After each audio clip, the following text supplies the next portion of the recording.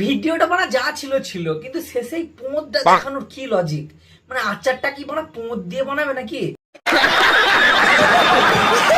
হে নমস্কার বাঙালি, কেমন আছো সবাই? তো বন্ধুরা, আজকে আমি নিয়ে চলে এসেছি ইনস্টাগ্রামের এমন কিছু সার্কাস, যে সার্কাস গুলো তোমরা নিজের চোখে না দেখলে কখনোই বিশ্বাস করতে পারবে না। So let's start the video. সত্যি এই কুকিরটি দেখার পর না, যতই গালাগালি দিই বড় মনের সাথে মেটেই না। সঠিক বলেছেন।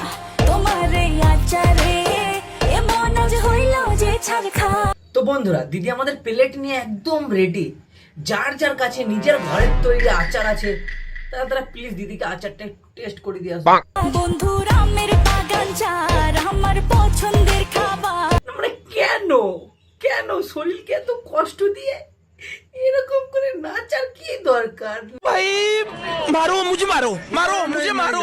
লইয়া আইসো বানাইয়া তুমি আমেরে আচার। তোমার শরীরে যে পরিমাণ প্লেট ঝুলানো আছে না, যদি তোমাদের 14 গোষ্ঠী একসাথে বসে 4টে আম বাগানের আম খায় না, তা আম বাগানের সব আম শেষ হয়ে যাবে, কিন্তু তোমার শরীরের এই প্লেট গুলো শেষ হবে না। বানাইয়া তুমি আমেরে আচার। ভিডিওটা মানে যা ছিল ছিল, কিন্তু শেষেই পোঁতটা দেখানোর কি লজিক? মানে আচারটা কি মানে পোঁত দিয়ে বানাবে নাকি? না, আমি অমৃত খেয়ে দেখিনি, কিন্তু আইসক্রিম দিয়ে চাউমিন আর সাথে কাঁচা লঙ্কা খেয়ে দেখেছি। বলছি মামনি, এই খাবারটা কি মুখ দিয়ে খাওয়াবে না গাঁড় দিয়ে খাওয়াবে?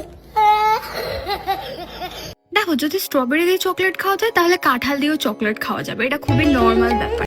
বলছি কোনোদিন গু খেয়ে দেখেছো? গু ভাই, পশ্চিমবাংলার ফুড ব্লগারদেরকে দেখে মনে হয় না, এই বোকাচোদারা সকালবেলায় নিজের গুটাকে বোধহয় টেস্ট করে দেখে যে কিরকম টেস্ট। আমাদের সোনারপুরের মেন রাস্তায় আমার মা। এটা যে সোনারপুরের মেন রাস্তা, এই কথাটা টোটোর মধ্যে বসে বলা যেত না? তার জন্য এই খেপিচুদের মতো জলে লাভ মারা জরুরি ছিল? এই রাস্তায় এখন আমি সাঁতার কাটছি আমার মা গো।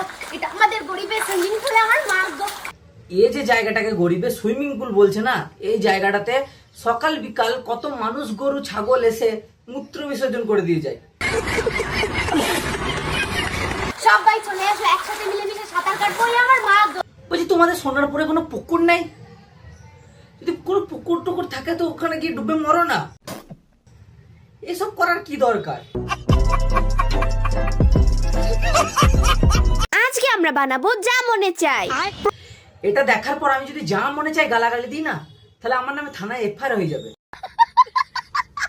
প্রথমে একটা কড়াইকে চুলার উপর বসিয়ে দিয়ে দিব যা মনে চাই। যা মনে চাই? এটা আবার কোন দেশের রান্না বলা? এরপর পৃথিবীর যত যা মনে চাই দিয়ে দিতে হবে। এখন স্বাদ বাড়ানোর জন্য ছোট 1 চামচ যা মনে চাই দিব এবং বড় 1 চামচও যা মনে চাই দিব। এবার এটাকে 5 মিনিট ঢাকনা দিয়ে ঢেকে পারলে এই ভিডিওতে যা মনে চাই কমেন্ট করো। তুমি তোমার বাবা মাকে বলো যে তোমাকে ডাক্তারের কাছে নিয়ে যেতে, নাহলে তুমি পুরো সোশ্যাল মিডিয়ার লোকজনকে পাগলা চুদা করে দেবে। তো বন্ধুগণ, আজকের এই ঐতিহাসিক সার্কাস এখানে এন্ড করছি। যাদের যাদের ভিডিও ভালো লেগেছে তারা ভাই লাইক করো, পেজটাকে ফলো করো, আর ইউটিউব থেকে দেখলে ইউটিউবটাকে সাবস্ক্রাইব করো।